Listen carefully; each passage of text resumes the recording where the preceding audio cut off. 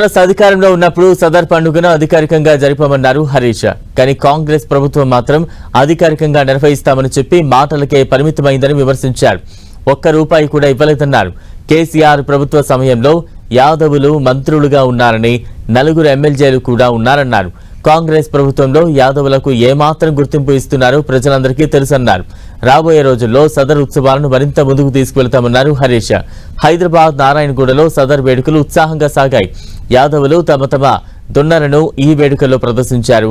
ఈ వేడుకలకు మాజీ మంత్రులు హరీష్ రావు, తలసాని శ్రీనివాస్ యాదవ్, బండారు దత్తాత్రేయతో పాటు పలువురు హాజరయ్యారు. సదర్ అంటే ఒక ప్రత్యేకత. మా యాదవ జాతి ఈ దీపావళి సందర్భంగా ఈ దున్నలను పూజించే ఒక గొప్ప సంస్కృతి. దీపావళి అంటేనే మహాలక్ష్మి, లక్ష్మీ దేవతను పూజిస్తాం.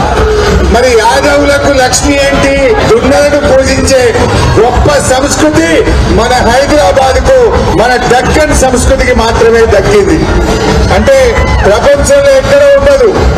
పుష్పాలను పూజించే బతుకమ్మ పండుగ, పక్షులను పూజించే జాతి, పశువులను పూజించే జాతి ఒక్క తెలంగాణకు మాత్రమే సొంతం.